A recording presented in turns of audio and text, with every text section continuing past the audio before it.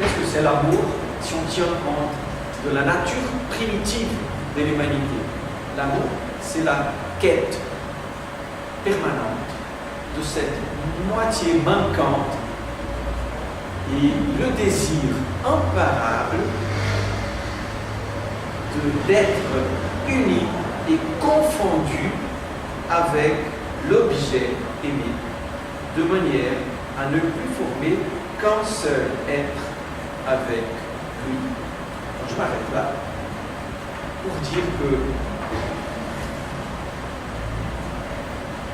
nous avons dans ce texte de Platon un indice de l'expérience de l'amour, car c'est bien souvent la passion que de chercher dans l'autre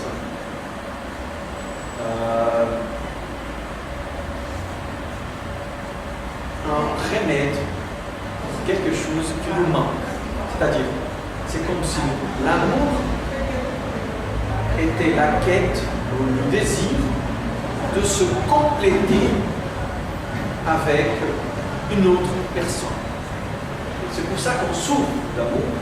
C'est parce que pour être complet, pour être entier, il nous faut cette autre moitié, c'est-à-dire l'objet de l'amour, n'est-ce pas? Comme condition d'être pleinement humain. Et c'est un indice, disons, d'une expérience douloureuse de l'amour. Puis après, on va discuter des autres formes d'amour, des autres façons de comprendre l'amour. Mais je voudrais, juste pour provoquer le débat, vous apporter cet indice du texte de Platon. C'est-à-dire que pour Platon, l'amour, le désir, c'est toujours un manque. C'est toujours un défaut. C'est toujours quelque chose qui nous manque, n'est-ce pas? Et qu'il nous faut chercher absolument comme condition pour être heureux, pour être pleinement humain.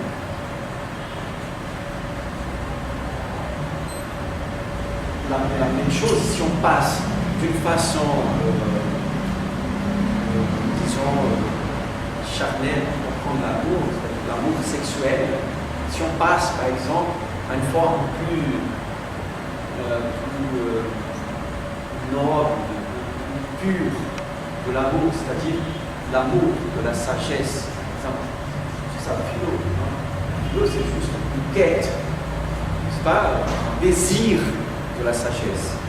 Mais c'est encore, dans le même sens, un problème, parce que si le désir est une manque, quelque chose qui nous manque, et si nous désirons la sagesse, c'est que nous en manquons. Si le désir, l'amour, est une manque, et nous désirons la sagesse, c'est que nous en manquons. La sagesse nous manque, c'est-à-dire cet amour, l'amour de la sagesse, c'est un amour fou. On n'a pas la sagesse, on veut acquérir de la sagesse. Donc c'est une quête folle, d'une certaine façon.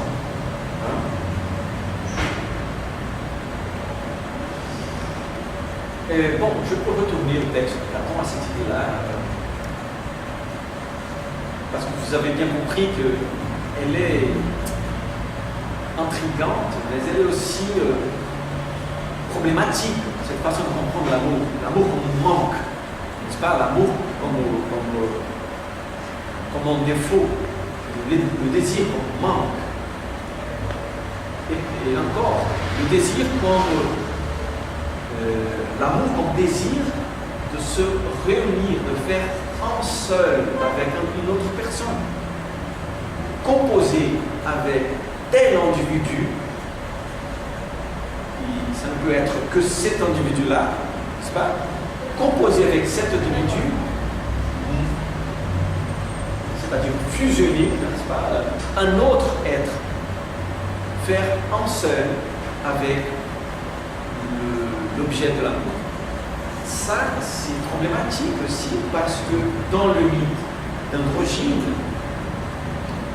c'est toujours un retour à soi-même. Et ça, c'est problématique.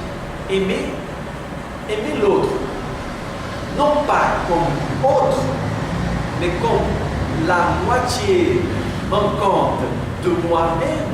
C'est pas aimer vraiment l'autre, c'est un retour à soi-même. Vous avez compris cette idée de mythe qui est très, très embarrassant de certaine façon. Mais ce n'est pas étranger à la façon dont nous aimons aussi. Très souvent, nous aimons l'autre, non pas parce que l'autre est un autre,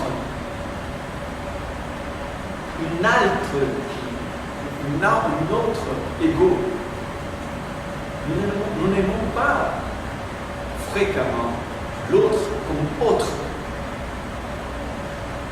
dans son ipséité, dans son altérité. C'est comme si toujours, et moi j'ai vécu ça, c'est comme si toujours aimer, c'est inclure l'autre dans notre désir. C'est toujours un désir incluant. Mais je veux finir en vous proposant deux questions très problématiques et très embarrassantes aussi, mais dans cette direction.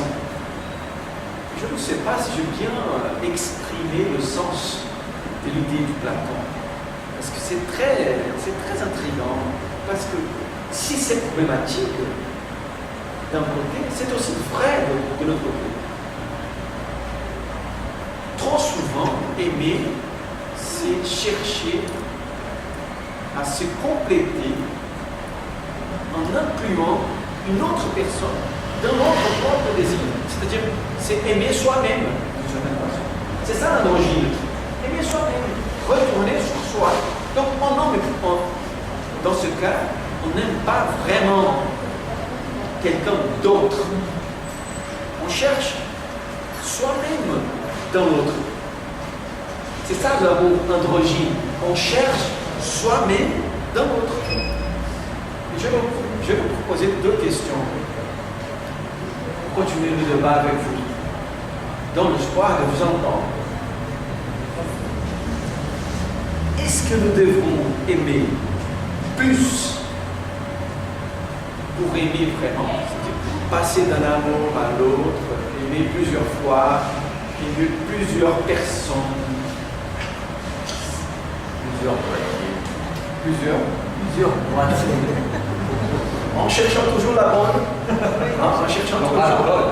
Oui, c'est possible. Ouais. Peut-être que notre moitié est justement la bonne. Ouais. Elle est incarnée dans une bonne. Parce que c'est pas affiché là. Parce que c'est pas affiché là. C'est pas clair. Excusez-moi. Non. Deuxième question. Est-ce que l'amour qu'on vit avec lui, à chaque fois nouveau, à chaque fois nouveau, supprime-t-il l'amour vécu auparavant? Ou est-ce bien l'amour quelque chose d'inclusif? C'est-à-dire, chaque nouveau amour ne supprime pas, il inclut d'une certaine façon, et même nous aide, dans le sens de Matthieu Landon, nous aide à comprendre l'amour qu'on a vécu auparavant. Il faut du temps pour comprendre ce que l'aimer veut dire. C'est la phrase de Matthieu Landon. Il faut du temps pour comprendre ce qu'aimer veut dire. Très intéressant. Oui, je vous donne la parole.